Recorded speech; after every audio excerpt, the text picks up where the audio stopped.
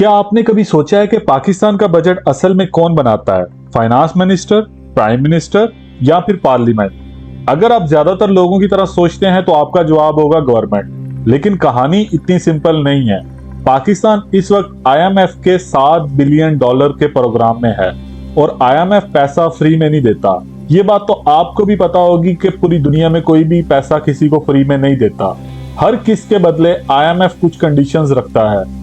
इन conditions में tax collection, बिजली के rates, gas pricing, state owned companies और बजट टारगेट्स तक सब कुछ शामिल हो सकता है। सवाल यह है कि क्या आईएमएफ पाकिस्तान को चला रहा है या पाकिस्तान आईएमएफ के बिना चल ही नहीं सकता? और सबसे इंपॉर्टेंट, इस सब का असर आपकी पॉकेट पर कितना पड़ रहा है? आज हम फैक्ट्स के साथ पूरी कहानी समझेंगे और वीडियो के एंड में मैं आपको बताऊंगा कि अगर ये पॉलिसीज कंटिन्यू रहती हैं तो आम पाकिस्तानी को अगले 2 साल में किस चीज के लिए तैयार रहना चाहिए। सबसे पहले ये समझते हैं कि आईएमएफ है क्या। आईएमएफ का मतलब है इंटरनेशनल मॉनेटरी फंड। इसे दुनिया का इमरजेंसी लेंडर भी कहा जाता है। जब किसी कंट्री के पास डॉलर खत्म हो जाए, इंपोर्ट्स के पैसे ना हो, फॉरेन डेब्ट रीपे करना मुश्किल हो जाए, तो वो आईएमएफ के पास जाती है। आईएमएफ पैसा देता है लेकिन साथ में कंडीशंस भी देता है। पाकिस्तान पहली दफा आईएमएफ के पास नहीं गया।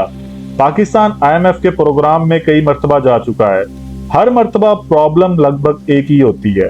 एक्सपोर्ट्स कम है, इंपोर्ट्स ज्यादा हैं, डॉलर्स की शॉर्टेज है, बढ़ता हुआ कर्ज और फिर आईएमएफ। ये बिल्कुल उस घर की तरह है जो हर साल कर्ज लेकर गुजारा करते हैं। बैंक उसे कर्ज तो दे देता है लेकिन कहता है अपने खर्चे कम करो, इनकम बढ़ाओ, पुराना कर्ज वापस करो। आईएमएफ भी मुल्कों के साथ कुछ ऐसे ही करता है। तो इस सारे बीच के अंदर सवाल आता है कि पाकिस्तान आईएमएफ के पास क्यों गया। 2022 और 2023 के दौरान पाकिस्तान की इकोनॉमी बहुत प्रेशर में थी। डॉलर रिजर्व डेंजरस लेवल तक गिर गई थी। इंपोर्ट रिस्ट्रिक्शंस लगानी पड़ी। मार्केट में अनसर्टेनिटी बढ़ गई। डिफॉल्ट का लफ्ज रोज न्यूज में सुनाई देने लगा। अगर पाकिस्तान डिफॉल्ट करता तो नया कर्ज मिलना मुश्किल हो जाता, फॉरेन इन्वेस्टर्स निकल जाता, रुपया और तेजी से गिर सकता था। इसी सिचुएशन में आईएमएफ प्रोग्राम पाकिस्तान के लिए लाइफलाइन बना। लेकिन लाइफलाइन की कुछ कॉस्ट भी होती है और वो कॉस्ट कंडीशंस की सूरत में आती है। आईएमएफ का ऑब्जेक्टिव होता है गवर्नमेंट का डेफिसिट कम हो, टैक्स कलेक्शन बढ़े, एनर्जी सेक्टर के लॉसेस कम हो, डॉलर सर्विसेज इंप्रूव हो और इकोनॉमी स्टेबल हो। मसला ये है कि स्टेबिलिटी के लिए जो स्टेप्स लिए जाते हैं उनका शॉर्ट टर्म दर्द आम आदमी को महसूस होता है। आईएमएफ कंडीशंस का आपकी जिंदगी पर क्या असर पड़ता है? अब आते हैं उस हिस्से पर जो सबसे इंपॉर्टेंट है, आपकी सैलरी, आपका बिल, आपका ग्रोसरी बजट। तो सबसे पहले बात करते हैं बिजली की। पाकिस्तान का पावर सेक्टर सालों से लॉस में चल रहा है।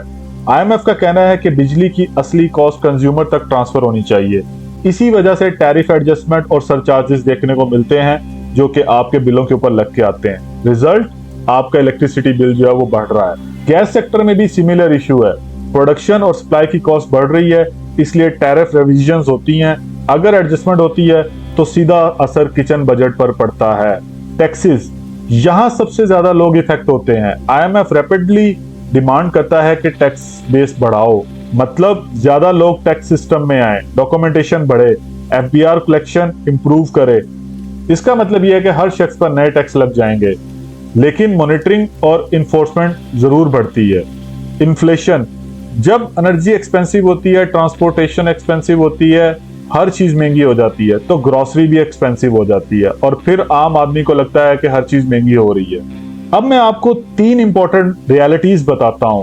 पहली, आईएमएफ प्रॉब्लम्स क्रिएट नहीं करता। अक्सर आईएमएफ उन प्रॉब्लम्स को एड्रेस करता है जो पहले से मौजूद होती हैं। दूसरी, आईएमएफ के प्रोग्राम शॉर्ट टर्म पेन और लॉन्ग टर्म स्टेबिलिटी पर बेस्ड होते हैं। जैसे कि आईएमएफ के प्रोग्राम के अंदर कोई स्टेप उठाया है तो हो सकता है कि आप आम आदमी जो है वो शॉर्ट टर्म बेस के ऊपर उसको वो पेनफुल हो, लेकिन लॉन्ग टर्म वो बेनिफिशियल होता है। लेकिन लॉन्ग टर्म स्टेबिलिटी तभी मिलती है जब रिफॉर्म्स कंटिन्यू रहे। तीसरी, सिर्फ आईएमएफ को ब्लेम करने से मसला सॉल्व नहीं होता। अगर एक्सपोर्ट्स कम हो, टैक्स कलेक्शन वीक हो और लॉसेस हाई हो तो किसी ना किसी पॉइंट पर एडजस्टमेंट करनी ही पड़ती है। अब सवाल यह है कि आम पाकिस्तानी क्या करे? आप क्या कर सकते हैं? इमरजेंसी फंड बनाओ, कम से कम 3 महीने का एक्सपेंस सेव करने की कोशिश करो। इलेक्ट्रिसिटी कंजप्शन मॉनिटर करो। एनर्जी कॉस्ट फ्यूचर में भी प्रेशर क्रिएट कर सकती है। हर महीने बजट लिखो।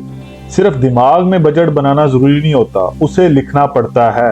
अपनी इनकम बढ़ाओ, फ्रीलांसिंग सीखो, ऑनलाइन स्किल सीखो, पार्ट टाइम इनकम देखो, इन्वेस्टमेंट नॉलेज, कुछ भी। आज के दौर में एक इनकम सोर्स रिस्की है।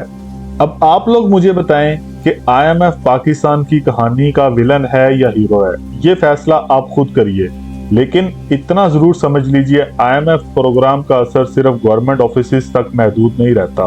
वो आपके electricity bill, gas bill, grocery budget और मंथली सेविंग्स तक पहुंचता है। अगर आप पैसा समझ गए तो पॉलिसीज चेंज आपको सरप्राइज नहीं करेंगे। तो ये थी आज की हमारी पूरी डिटेल IMF से रिलेटेड। अगर आपको ऐसी ही फाइनेंस और इकोनॉमीज की वीडियो पसंद है तो पैसा वाइज को सब्सक्राइब करना मत भूलिएगा। अल्लाह हाफिज, मिलते हैं अगली वीडियो में।